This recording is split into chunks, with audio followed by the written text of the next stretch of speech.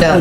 Здесь у нас собраны материалы наших односельчан, которые участвовали в Великой Отечественной войне. Также здесь во всех тружениках тыла материалы собраны. Вот такие вот альбомы. История нашего села в фотографиях. Все имена, которые вошли в книгу памяти Амурского района, Хабаровского края. Здесь также представлены исследовательские работы детей. Врачей его нет пока, да? Нет, Надо пока делать, нет. значит. Нет, пока нет. Сделаем. Это лоскутное шитье, да? Да. Это лоскутное шитье. Здесь также собраны. Занимается? Нет? Да, вот, кстати, это Людмила Викторовна. Дена, вот она наша красавица, она лучшая рукодельница наша, гордость села и вообще района и края. Она работает в различных техниках, и она и вышивает, и она работает с рыбьей кожей. Какие у нее прекрасные эти работы. Вот очки с рыбьей кожи надо делать, вот эти вот. Да? Ну, сейчас в клуб зайдете, Это там всё- есть с рыбьей Все кожи. собрали у жителей. Одежды. Всё собрано у нас у жителей. Все натуральное, настоящее. А вот Пожалуйста. сосуд это тоже местный, да? Да. Черемшу солили. Не солили, а оставляли на зиму. Заготавливали. А кувшин сами делают. Ну, я не знаю, кувшин, скорее всего, с Китая привозили. Здесь же тоже в Китай ездили на оморочках и на лодках спокойно. А авторы этих ковров? Вот я не знаю, это без Ирины Васильевны, я даже вам ничего не скажу. Жалко, надо подписать. Какие это трудоемкая такая работа. И красивая, и выполнена. Да. Сейчас Идеально. уже никто так не делает. Два названия. Есть в глубине находящийся мыс, а есть другое название. Два огонька. Да? Да, Дюен. А Болонь? Болонь, я не знаю. Болонь. Ой, Читала же. Баранасский, да? Место, да, какое место, да. Ну, Болонь, наверное, болото что-то. Да? Я вам скажу.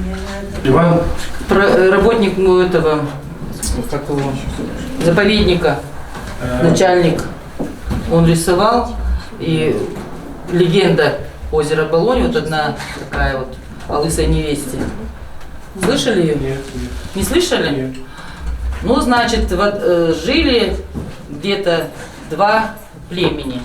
В одном племени вот было принято, что все девушки были лысыми. И, значит, привезли эту невесту сюда. А у нее, вместе с ней ехали братья. Ну, привезли, значит, ее все сосватали, но не смотрели, какая она там, и не знали, что она совершенно лысая. И вот привозят, значит, ее сюда.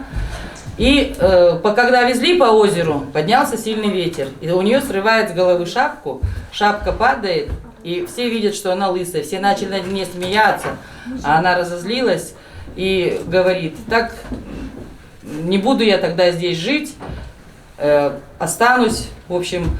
И осталась она вроде, чтобы все окаменели, сказала, и остались вот эти мыса, это братья ее все, 9 мысов, 9 братьев. А она посредине, как туф, у нас есть, вы посмотрите на озеро, там у нас посредине есть остров Туф. Кстати, этот остров вулканического происхождения, это вот якобы она, эта невеста, посредине осталась, а все братья вокруг нее ее охраняют. А озеро огромное, да?